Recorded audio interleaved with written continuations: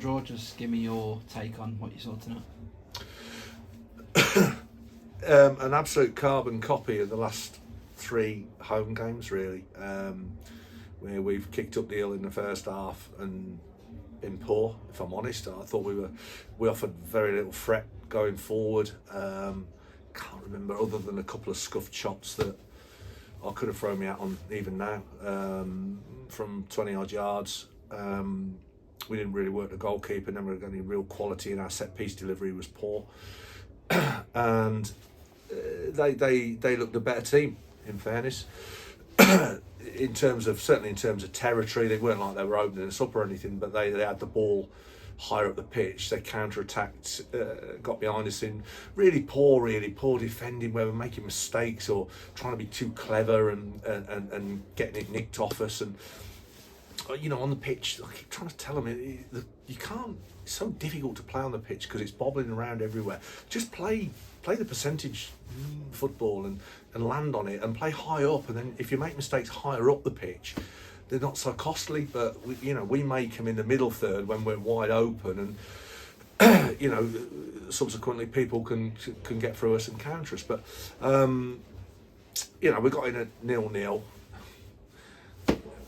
Spoke again, went with the same shape, carried on with it, because and the trend was like it has been, as I say, the second half we're going down the hill towards the sort of the car park end, and we're on top then. We start quite well, it's quite bright out of the traps and pin them in a little bit, and we're getting some 1 or 2 little bits of interplay and connections in that final third. And then they score, and it's a poor goal, a really poor goal. We have umpteen chances to clear it, and to be fair, one of the boys held their hands up, and it is a mistake, and that so be it, is what it is. He certainly has probably made only 1 mistake this season, so that's that, and we deal with that. And we changed. We went to put 2 up, put Marv up front with Sweens, put Johnny and Gandu in the 10, and went 5 or 3-5-2 if you like, rather than with that box midfield.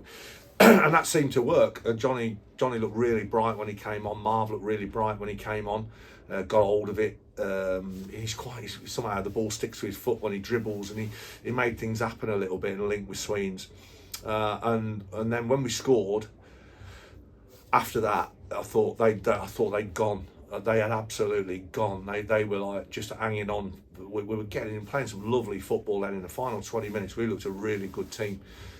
Connecting, passing, getting down the sides, both sides, and getting balls in the box. Maybe we could have a bit more quality, but that's been a bit picky. And I just thought if this goes on another 5 minutes, we win here. We had them going, but obviously, listen, 94 minutes the game, and that's it. And in the end, we were well worth a point, but somehow we've got to try and get the second half performance we've been making into the first half as well, and then we'll be a decent side. But we don't play that kind of football for enough minutes in the game.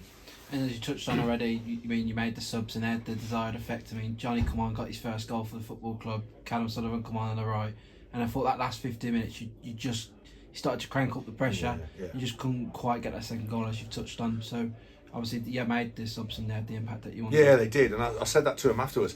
You could call him what you want, I mean, listen, Sully came out of the team because he ran 12k on Saturday. Him and Joe Willis ran 12k apiece on Saturday against Leiston. That's a lot of mileage. And Willow's been absolutely fantastic since I came in the building. And he's in there because he's a bit of a leader. Well, he's not a bit of a leader, he's a leader in the group. It gives me a physicality in both boxes, certainly in our box, defending, if you like. Sully's a bit more diminutive, but again, he just absolutely works himself into a stupor.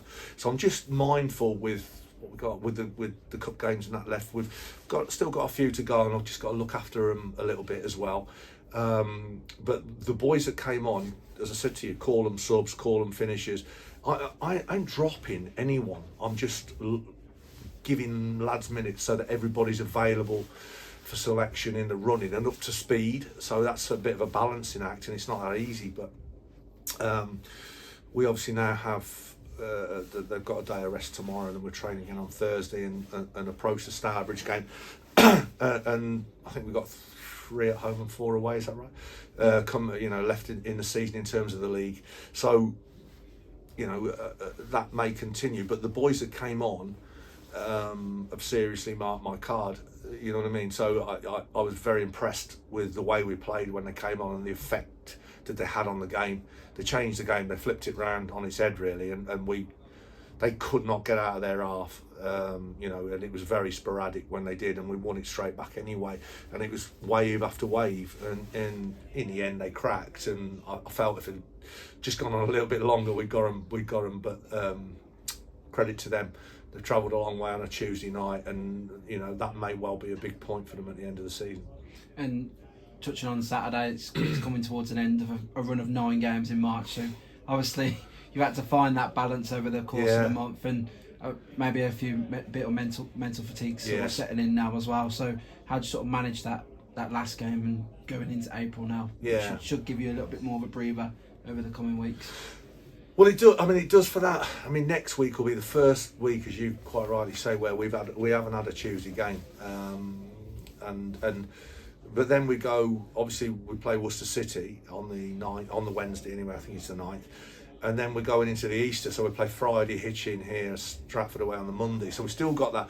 So next week we'll have to really look at it after the Stour game and see what sort of downtime I'll give them. And you're right. It's been obviously I knew it was coming. I can see how it's all banked up, and how we manage the lads, and how and to be honest, some of them I've got some really good people here helping me with the day-to-day coaching, etc. And we had a real think about it. We need to come off some and leave, and they maybe do a warm-up and some passing or some technical stuff, and take them out, let them see Dan, and just let them recover a little bit. And you're right, because even for me as a manager, it's Saturday, Tuesday, Saturday. I can't. If we get a result on the Saturday, I've got no chance of enjoying it, because I'm already into preparing our presentation for Monday with Ben, the analyst, and on to the next game. And it's hard to even take a breath. And so after Saturday, we've got a week where we can sort of structure it, where we can get them recovered and whatever, and we go into I think it's Royston game then after that, and hopefully keep them all fit and fully fit. And then we've got a squad of about 17, maybe 18, if to see how Dougie is. He's got a second opinion on a scan on his wrist, which could be fractured, we'll see. And Wakey coming back obviously after his injury, like a groin injury, to be available on the bench tonight. So he's back into the equation for later in the week for Saturday as well. So so far, touch wood, we've been lucky, and most of the boys are good to go.